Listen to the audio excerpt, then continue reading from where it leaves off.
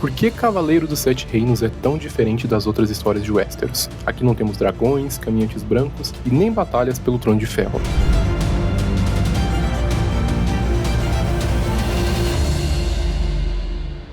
Cavaleiro dos Sete Reinos é uma obra escrita por George R.R. Martin, onde acompanhamos o nosso protagonista, Sir Duncan, o Alto, um cavaleiro mendigo, meio lerdão, e Egg, um menininho minúsculo, do tamanho de um anão médio, mas que compensa a lerdeza de Dunk com a sua astúcia.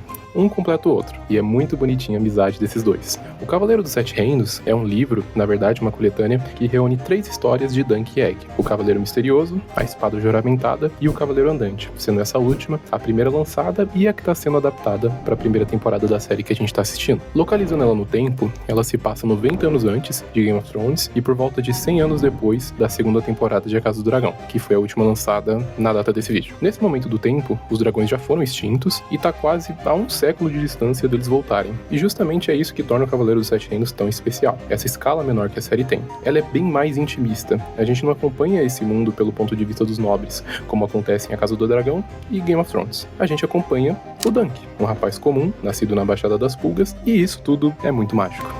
Quando a gente assiste GOT e vê toda aquela batalha política, aquelas tramas densas, é como se a gente assistisse uma grande e épica partida de xadrez. E A Casa do Dragão é uma tragédia anunciada. É muito belo ver como Westeros era grandiosa, né? Na época dos dragões, quando eles dominavam e tudo mais, como a dinâmica era diferente. É muito legal, sabe? Ver a ascensão da Casa Targaryen. A gente poder ver outros tipos de dragões, né? Como a Vhagar, que é um dragão enorme, e o Caraxes, que tem uma estética totalmente diferente. É tudo também muito mágico. Aqui, quase que literalmente. E da mesma forma, né, que é belo ver os dragões, também é muito triste ver eles caindo. Casa do Dragão é uma história sobre uma tragédia, né? Sobre a Casa Targaryen lutando com ela mesma. E como dito antes, Cavaleiro dos Sete Reinos não tem nada disso. Ainda tem guerras pelo trono? Tem. Porque infelizmente, né, como parece que é no nosso mundo, guerras nunca vão deixar de existir. Mas o foco da história, né, como eu disse antes, não é esse. Aqui a gente não acompanha um grande xadrez ou uma grande tragédia. A gente simplesmente acompanha um homem comum e as suas questões. Vale a pena ser um homem honrado nesse mundo tão corrompido?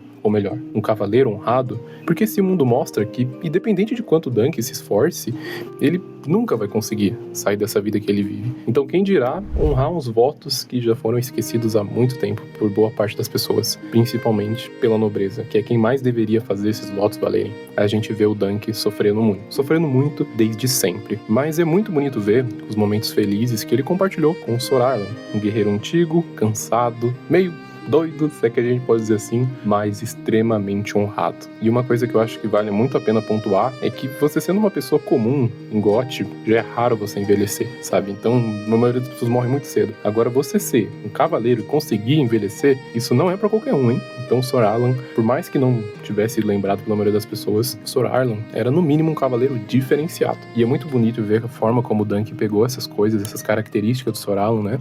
Da personalidade dele e imprimiu nele próprio, levando sim todas essas questões de honra consigo, mesmo ele não tendo nada. Os votos de um cavaleiro ainda têm significado dentro dele, pra ele ainda importa. E a gente vê isso com uma clareza muito nítida na forma como o Dunk salvou a Tancel. Eu disse que o Dunk é meio lerdão, e isso é uma coisa boa, porque se ele tivesse assassinado ali, ele não teria feito isso, sabe? Porque ele sabia que ele tava colocando a vida dele em risco, mas ele nem pensou, ele simplesmente agiu. Ele enfiou a mão na cara desse Tchola, o qual eu não faço questão nem de lembrar o nome, e também não vou pesquisar pra colocar aqui no vídeo, esse bostinho aí. E, mano, muito satisfatório. Muito satisfatório ver o Dunk batendo nele, arrancando um dente dele aqui, e não vou contar o que ele fez depois. Quer dizer, eu conto daqui a pouco. E falando sobre essa cena do Dunk se colocando diante desse bosta aí, né, e salvando a Tancel, essa cena já é muito profunda quando a gente assiste lá no episódio 4, mas ela se torna um abismo quando a gente assiste o episódio 5. Porque no episódio 5 a gente vê a relação que o Dunk, né, novinho, criança, tinha com a Wraith, a sua amiga, a única pessoa que ele tinha naquele mundo antes dele conhecer o Sor Arlan, e até aquele momento, aquela menina era tudo pra ele. Era a única companhia que ele tinha, era o único afeto que ele tinha, era o amor dele.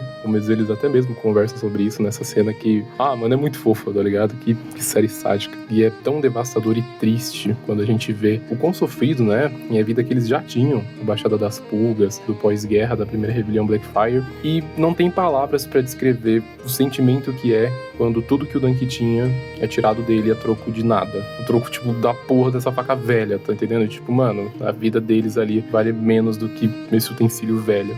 Então, quando o Dunk tá ali salvando a Tansel, ele não tá só salvando a Tansel, ele também tá fazendo justiça por todas as pessoas que sofrem como ela, como a Wraith sofreu, e honrando, sim, o que é ser um cavaleiro. E mais pra frente, quando a gente vê a luta do Dunk contra esse lixo, que eu tava continuando falando ali, é gratificante ver que ele arrancou mais dentes da boca desse filho da p, tá ligado? E essa batalha não é uma batalha grandiosa, como a Batalha dos Bastardos. O Dunk não tem nada, ele não tem preparo, ele não tem estudo, ele nunca nem treinou direito, bem dizer, né? Mas ali, ele tem o mais importante, ele tem a honra. E todos ali estão do lado dele. O povo comum, que inicialmente se cala, né? Quando a batalha tá prestes a começar, acredito que por receio, né? Dos Targaryen, de todos os nobres que estão ali, e pela falta de esperança de que o Dunk ia conseguir causar algum dano ali, ia ter alguma possibilidade dele ganhar, o povo comum vibra, porque vê esse bando de nobre rolando e apanhando na lama. Porque vamos ser sinceros, esses cavaleiros, o pessoal da Guarda Real, os próprios Targaryens, poderiam vencer o cavaleiro Sir Duncan o Alto,